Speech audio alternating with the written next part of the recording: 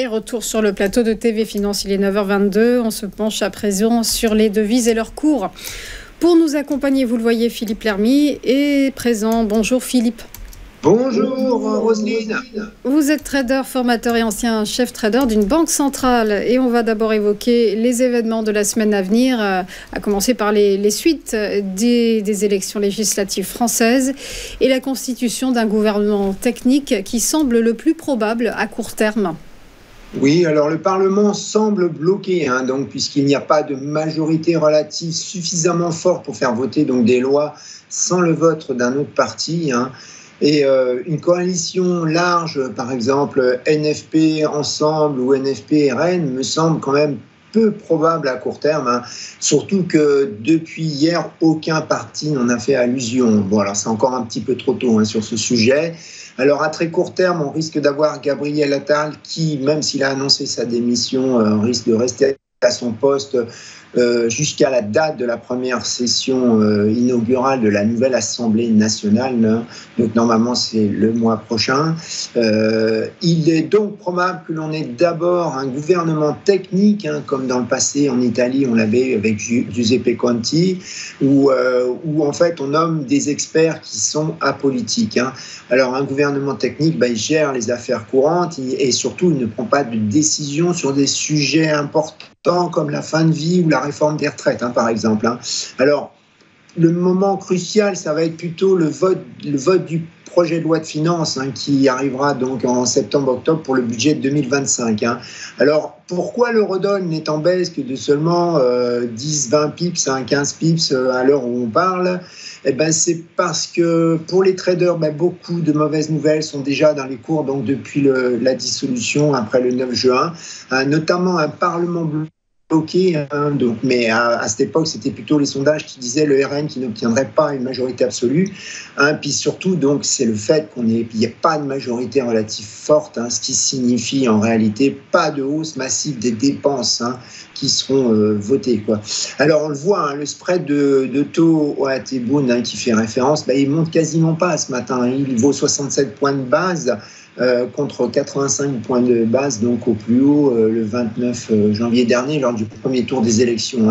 Alors maintenant, l'incertitude va quand même rester, parce que la sanction à plus tard pourrait être l'abaissement de la notation de la France par les agences de rating.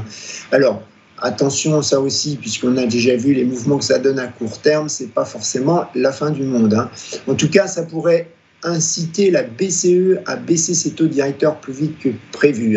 Alors, avant cela, le marché va revenir aux fondamentaux US cette semaine, donc avec Powell, on va en parler, et l'inflation aux USA.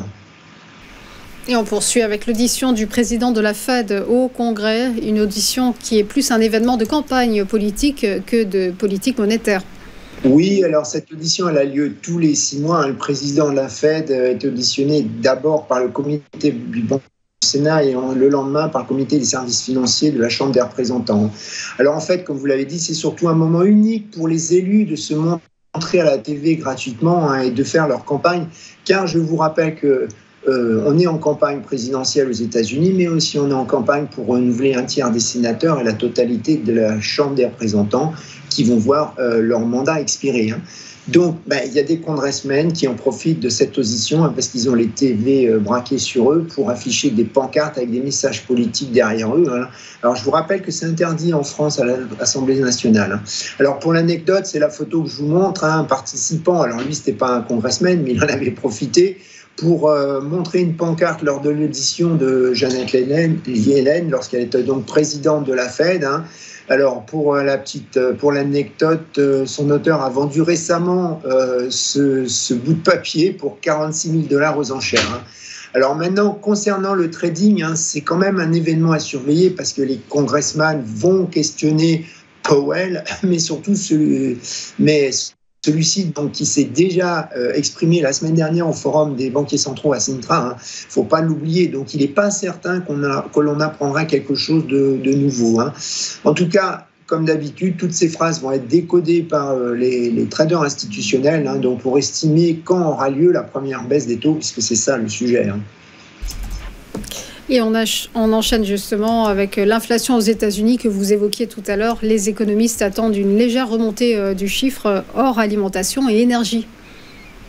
Oui, parce que l'inflation globale est entendue plutôt en ralentissement par les économistes à 3,1% contre 3,3% le mois dernier. Alors c'est plutôt donc l'inflation hors alimentation énergie qui devrait remonter légèrement, juste d'un dixième de point, de 3,4% à 3,5%, donc notamment à cause d'une remontée des prix des billets d'avion et des assurances automobiles. Alors bon, le problème, on le voit sur le graphe, donc ce sont les logements et en jaune et les services en orange qui restent les plus gros contributeurs à l'inflation alimentation énergie. Alors Powell nous a prévenu donc lors de la conférence de Sintra que l'inflation dans les services elle reste sticky, c'est-à-dire elle risque de ne pas ralentir rapidement. Alors d'ailleurs Powell s'attend à ce que l'inflation ne retournera pas à 2% avant le fin de l'année prochaine ou même en 2026. C'est pour cela que la Fed, j'espère que vous m'entendez, On vous entend. C'est pour cela que la Fed laisse donc la politique monétaire en territoire donc restrictif et que le marché n'attend pas de baisse des taux directeurs donc avant la réunion de septembre. On a la Bank of America, elle pense plutôt d'ailleurs à décembre. Voilà. Toujours est-il que même si l'inflation hors alimentation énergie ne remonte que de 0,1% comme ce qui est attendu sur le mois, ce rapport sur l'inflation donc sera bien vu par la Fed et les marchés, notamment donc parce que Powell a rassuré dernièrement en indiquant que le processus de désinflation est en marche.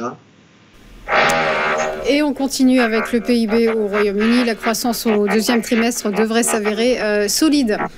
Oui, alors on a le mois dernier, donc le PIB il est donc ressorti inchangé. Et les économistes donc anticipent une hausse de plus 0,2% pour ce mois-ci. Donc ce sont les services au Royaume-Uni qui tirent la croissance. Donc si le PIB était publié inchangé, on aurait quand même un PIB du second trimestre à plus 0,5%. Donc voilà, le Royaume-Uni s'en sort bien.